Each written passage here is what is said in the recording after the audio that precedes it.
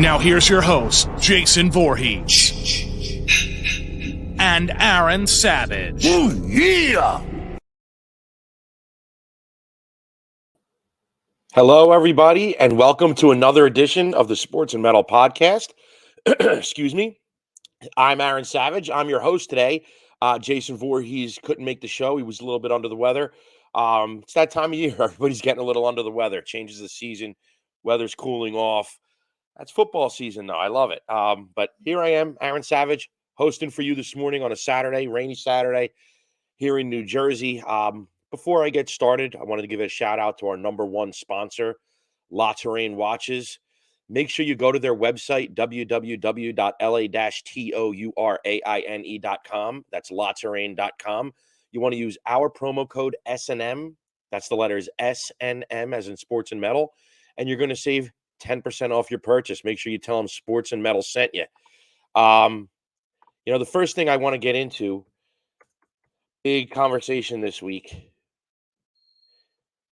you were watching football Thursday night, you know exactly what I'm talking about. Tua Tagovailoa. Now, I'm a Miami Dolphins fan, so obviously I was watching the game. And anybody that's a football fan, has a little bit of background about what went on with Tua this past week. Last Sunday, the Dolphins were playing the Bills. Tua took a big hit in that game. And it wasn't a tackle. It was more of just like the guy ran into him. Knocked Tua back on his back. He ended up hitting his head on the ground. This was Sunday, right before the half during the Buffalo Bills game. So again, Tua was in the pocket, takes a hit, falls, lands on his back, hits his head on the turf. He got up, but when he was, coming back to the huddle, he clearly stumbled. We all saw it. He stumbled. He looked disoriented. And, to a man, myself included, I think everybody thought, he had a concussion. I'll admit that. I'm a Dolphins fan. I'll tell you straight up, I'm not going to defend anybody here. To me, it looked like he had a concussion. They pulled him out of the game. It was right before the half. Teddy Bridgewater played the last series of the half. So it was, 3 snaps and then halftime. Wow. Nobody thought Tua was coming out. I was out at a bar watching the game with some buddies. And all of a sudden, we're like, is Tua back out there? We couldn't believe what we saw. He was back out there to start the second half of that game. So when Tua first took the hit and was pulled from the game, everything came about in the media that he had a head and neck injury. And that's why they took him out of the game. But, as soon as he came back out in the second half, the whole narrative changed. And they said it was back and ankle issue. Now, I've had my back lock up. I know that feeling, like you're walking, all of a sudden you lock up, and it's like, so I could see it, I guess, but to me, it still looked like he was punch drunk. He looked like punch drunk, like a boxer that's like out on his feet, and they had to get him into position. And he quickly recovered. I mean, he played a great game the second half. Hit a deep bomb to Jalen Waddle. Dolphins pulled the game out. Okay, you move on. Obviously.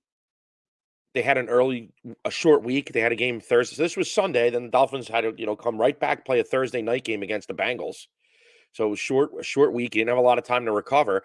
But here's the thing about this. The NFL has a very stringent concussion protocol. What is the NFL's concussion protocol, you may ask? A player who exhibits or reports symptoms or signs suggestive of a concussion or stinger enters the protocol. During each game, independent certified athletic trainers, they're known as ATC spotters, monitor the players on the field. If they see an impact to the head, they call a timeout and the player must be removed from the game, examined and evaluated. Team trainers, coaches, physicians, teammates, NFL game officials, sideline unaffiliated neurotrauma consultants, or booth ATCs can also initiate the protocol. So anyone involved in the game can initiate the NFL's concussion protocol. A teammate, the NFL's concussion protocol, I think, started in 2011. I think it was. Colt McCoy took a helmet-to-helmet hit. Ended up staying in the game, and that kind of initiated it because no one saw the hit that he took and did suffer in concussion because everybody was tending to other players and all this other stuff was going on. Nobody was paying attention to the fact that Colt McCoy just took this big hit. So the NFL's concussion protocol allows anyone to initiate the protocol that was in the area that saw what happened. They can initiate it. Any player in concussion protocol undergoes a 6-step evaluation by a team physician and UNC to determine the severity of the injury and whether or not they're fit to return to the field. The final step is a neurological evaluation featuring a cervical spine exam, including range of motion, pain, evaluation of speech, observation of gait, eye movements, and pupillary exam. If any elements are positive, inconclusive, or suspicious of concussion, the player is escorted to the locker room. In the locker room, a team physician and UNC conducts a full neurological exam and complete NFL standardized concussion assessment tool. If abnormal, the player doesn't return to play, undergoes periodic evaluation by a medical team, and has a follow-up neurological exam. Again, here's what I was just telling you. The league instituted the system in 2011 after Cleveland Browns quarterback Colt McCoy took a helmet-to-helmet hit in a game and returned without being tested for concussion. The Browns said that the team's trainers didn't see the hit because they were tending to other players and that no one told them about it. After the game, McCoy was diagnosed with a concussion. So, again, we go back to this Buffalo game. Tua takes the hit, falls back, hits his head, stumbles. They take him out of the game. So, concussion protocols initiated. People on the field saw this happen. He's pulled from the game. This is right before the half. Teddy Bridgewater, the backup quarterback, comes in, plays a series, 3 snaps. It's halftime. So, obviously, during the half, Tua had to go all of these neurological tests and test against the concussion baseline to be able to come back into that game. And again, these are independent doctors. It's now on the one part I read, it said independent and a team physician, but still there's independent doctors that are involved in this that are clearing him to come back. And the reason I'm bringing this up is because the controversy this whole past week has been, that he shouldn't have played the Thursday night game, which may be true. We'll get to that. But it's also about passing blame on everybody.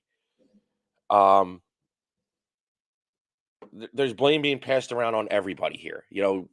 So we go to that was Sunday. Thursday night, Tua takes another hit. I forget who tackled him, but they tackle him. He hit his head on the turf, and he was out like a light. And he did this thing with his fingers like this. I don't know if you could see me, but I read about it. It's called a fencing response, and a fencing response is something that happens when you have a traumatic brain injury. Let me see if I can give you a little more information on the fencing response. Because I'm not a doctor. According to healthline.com, when a person experiences an impact that's strong enough to cause traumatic brain injury, such as a concussion, their arms often go into an unnatural position. Tagovailoa appeared to take that position. His fingers flexed awkwardly in front of his face mask for several seconds as he laid on the turf.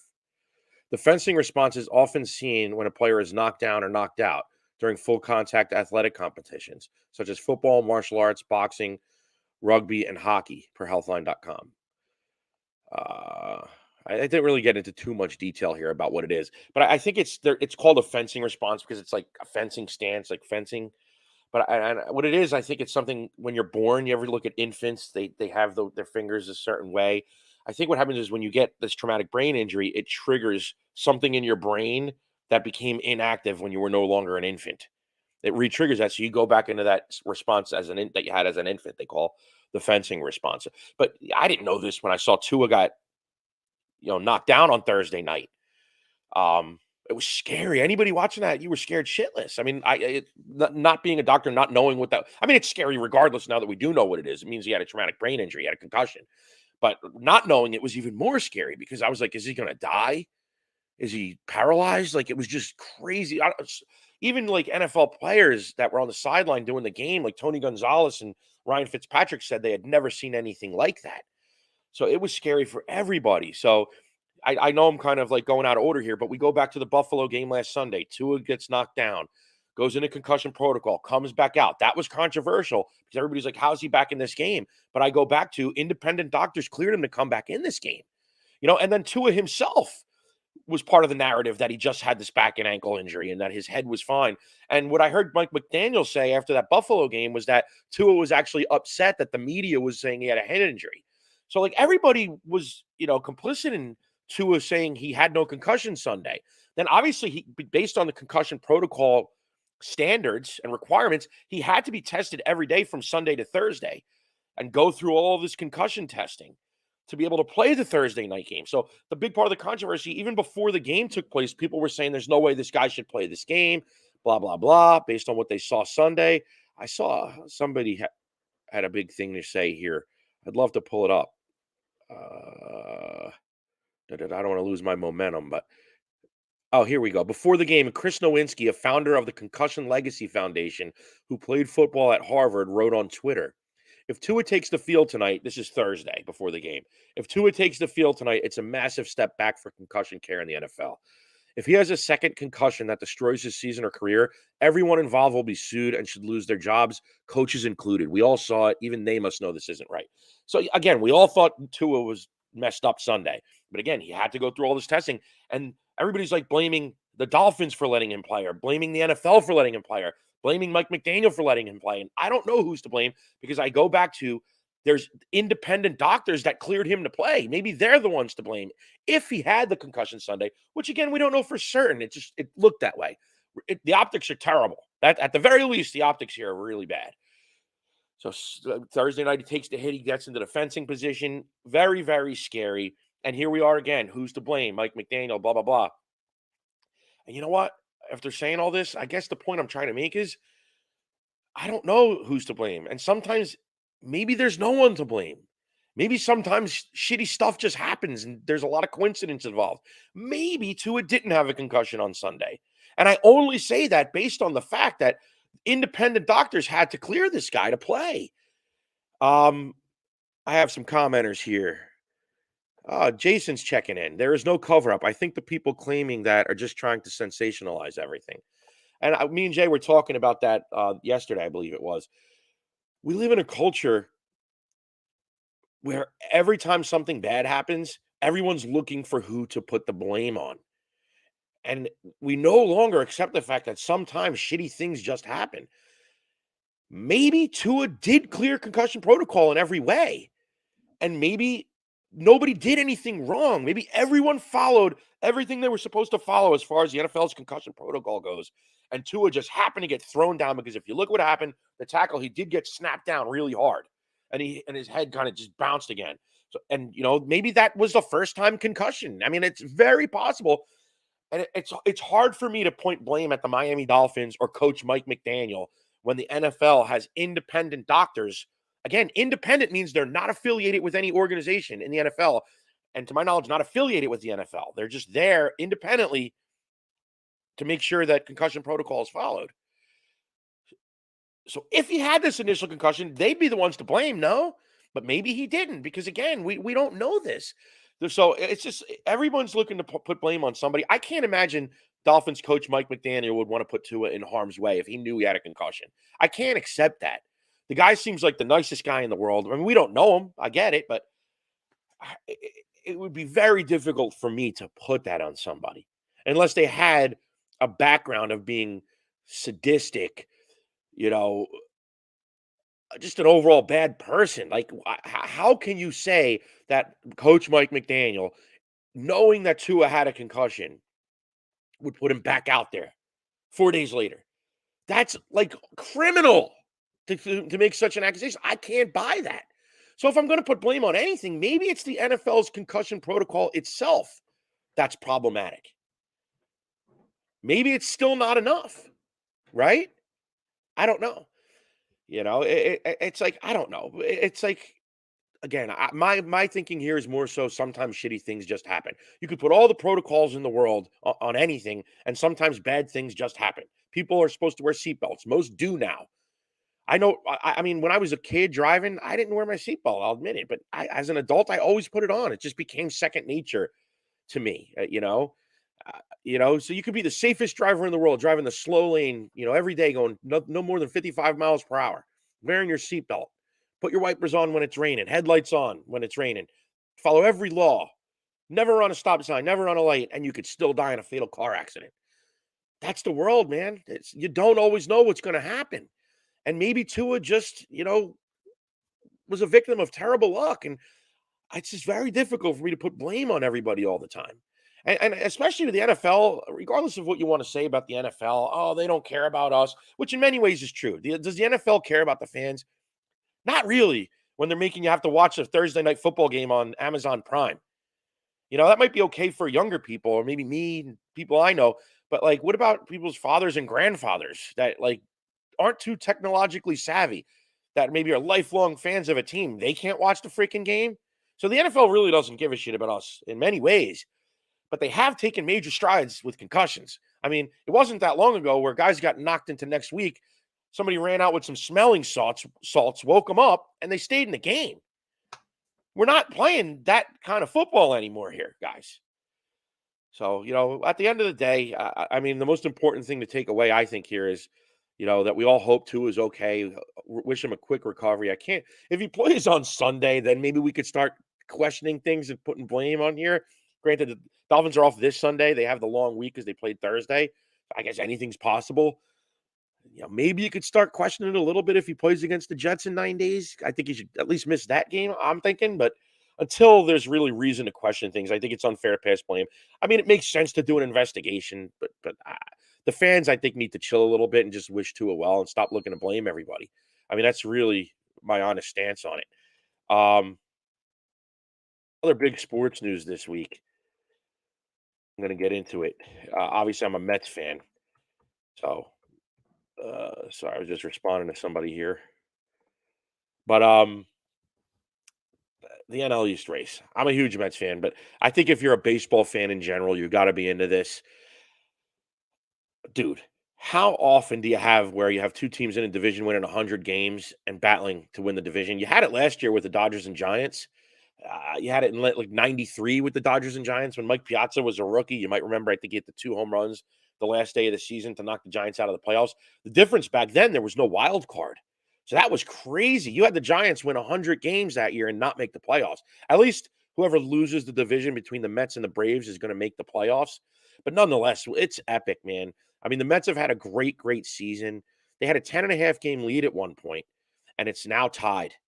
And, a lot of people are like, oh, the Mets choked, this and that. But it's very difficult for me to say a team that's going to win 100 games choked. And the Mets have had a great, consistent record all season long. The Mets haven't lost more than 3 games in a row. And I only just learned that the Braves haven't either. The Braves haven't lost more than 3 games in a row this year. Let's not forget the Braves are also the defending world champions. Oh, I have a commenter here. It's actually my mom going back to the Tua thing. There's a risk playing sports and shit happens. Thanks, Ma. But back to the baseball. Yeah, the Mets and Braves, we got this final weekend series. Mets had a 1-game lead, lost last night with DeGrom on the mound, so now it's tied. It's epic, guys. And dude, you got to tune into this thing. Here's why it's so important for me as a Mets fan. The Mets are going to the playoffs even if they lose the division. They're already in the playoffs. But if they don't win the division, the way the playoffs are set up now, and it's rightfully so because you should be rewarded for winning the division, but whoever doesn't win the division doesn't get a first round bye and has to play that first series. And that would be, to me, catastrophic for the Mets because it would destroy our pitching the way we want to line it up. If we get the bye, we could just line it up with DeGrom, Scherzer, Bassett, and then pick our 4th starter going into the next series. If not, then we've got to use those guys in the first series and then not have our pitching lined up for the next series, assuming we advance. So check it out, guys. Mets and Braves, epic, epic series this weekend. And listen, whoever wins deserves it. I got nothing bad to say about the Braves. I mean, their young pitching is insane. Spencer Strider, they got the kid Wright, won 20 games this year. Oh, they got another kid. I forget his name right now. He just threw a shutout this past week. He's got like a 2.5 ERA. Every day, the Braves can throw a young pitcher at you pretty much. The only guy that's not too good on there is the veteran Odorizzi. But, the Braves, they're a good team. People talk about the Mets pitching. The pitching is a lot more veteran. The Braves have a young staff that's going to be around for a long, long time. They're not going anywhere. So it definitely something to check out. The other big thing that happened this week, the second Taylor Hawkins tribute concert took place, this one in L.A. Jay and I talked about the London show a couple weeks ago here on the show. That was freaking awesome. I didn't think it was possible to top that show, but I actually think they did. And who would have thought, if you asked me 20 years ago that Dave Grohl would be like the savior of rock and roll and all things rock and metal and bringing everybody together, I would have said you were nuts. The drummer from Nirvana playing shows with Motley Crue and Def Leppard and Miley Cyrus, I would have said you were crazy. That's where we are. Dave Grohl's always been a big metal guy. He recently did the soundtrack for the movie they did. I'm drawing a blank what it was called, something 666. He had that faux black metal band, which kicked ass, by the way. Another thing we talked about on this show prior. He's done some heavy stuff. If you listen to the Wasting Light Foo Fighters album, the song White Limo is freaking heavy and awesome. And, they definitely become more of an arena rock band. I mean, how many bands in the last 20 years can fill arenas like the Foo Fighters and have all these big hooky sing-along choruses like, there goes my hero, just like everything where the whole crowd sings along. I mean, they are that band, and they've come a long way from the grunge days, of Nirvana. And it's like they've become this huge arena rock band. Taylor Hawkins was one of the most beloved guys in rock and, pop and just in music in general. He was a huge Van Halen fan. So again, the London show was awesome. You had Wolfgang Van Halen. You had the guys from Queen. You had Justin Hawkins. You had everybody. Dude, LA, it was just this past week. I think it was Tuesday night. It was awesome. Def Leppard came out. Miley Cyrus did Photograph with them. Now, on the surface, like, why is Miley Cyrus at this show? Why is she playing Def Leppard? But there's a background to it. Apparently, she was neighbors with Taylor Hawkins, and they were friendly. And she actually played a voicemail that Taylor Hawkins had left her a couple years back when she was moving, where Taylor was like, hey, Miley, it's Taylor. I'm listening to Def Leppard Photograph. You should definitely learn this shit and cover it. So she fulfilled his wish at the Taylor Hawkins tribute concert in LA and did it with Def Leppard themselves. It was freaking awesome. Motley Crue came out. They played Home Sweet Home and an awesome rendition of Livewire. They had Derek Day from Classless Act singing. Now, if you don't know who that is, Derek Day is the lead singer of Classless Act, which was the opening band at this past summer stadium tour, which featured Poison, Joan Jett, Motley Crue, and Def Leppard. Crue and Def Leppard were alternating nights who was closing the show. Classless Act was the opener. Derek Day's got an awesome set of pipes. I swear to God, I think Nikki and Tommy on that stage were like, wow, this is the first time in 20 years we've played this song and actually understood the vocals. Because Vince Neil, I don't need to say much about how Vince sounds on stage these days. But it was awesome. And just having, the Foo Fighters play these songs, it was epic. Wolfgang Van Halen again played at this show, same as he did in the London show with Justin Hawkins on the vocals doing the Van Halen stuff. They once again did Hot for Teacher, but this time they did Panama. It was awesome. I swear to God, when Wolfie plays, he sounds like his dad. He's channeling Eddie Van Halen. It's like if you close your eyes, you think you're listening to Eddie. So that was awesome. It was just, again, Taylor Hawkins' son came out, played drums on My Hero. I haven't had a chance to see this whole show yet. Like the London show I've seen in its entirety. I haven't had a chance to see the LA show yet in its entirety because it did take place on Tuesday night and it's during the week and I'm working and I'm an old man and I go to bed early. But I've seen so many of the highlights and the videos and it's awesome. For everything I've seen, it's like it topped the London show, which is impossible. And I just want to thank Dave Grohl for putting together two amazing shows that, like, to me are probably the most epic show since the Freddie Mercury Concert for Life in Wembley Stadium, 20 years ago. So Dave Grohl, man, thank you. And thank you, Taylor Hawkins, for allowing us to for leaving us your legacy, because none of this would happen without you. So that's it, man. It's going to be a short and sweet show this week. I hope you guys enjoyed it. Before I go, I want to say, make sure you check out our website, sportsandmetal.com, for all your things, get all your fix for anything sports and metal related. You can check out our blog there, past podcast episodes, et cetera, et cetera. And once again, check out our number one sponsor, La Terrain Watches. Go to their website, www.laterrain.com. You're going to want to use promo code S&M. That's the letters S&M as in sports and metal. And you're going to save 10% off of your purchase. Again, that's La Terrain Watches, the best in handcrafted watches at an amazing, amazing price point. And one final announcement. Sports and Metal is proud to announce we have a partnership with BetUS.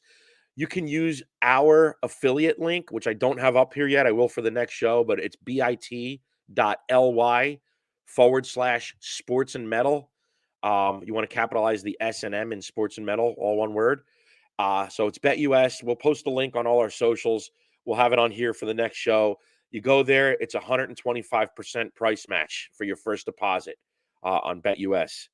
Number one site for number one sports book and gambling online casino. So new partnership we're proud to announce. Anyway, guys, we really hope you. I really hope you enjoyed the show this week. Jay will be back next week. I know he missed everybody. I guess that's really it. Until next time, guys. Rock on.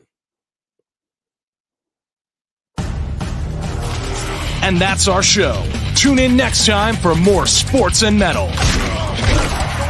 with Jason Voorhees and Aaron Savage. Ooh, yeah! Got something to say? Hit us up at sportsandmetal0423@yahoo.com or on Twitter @sportsandmetal.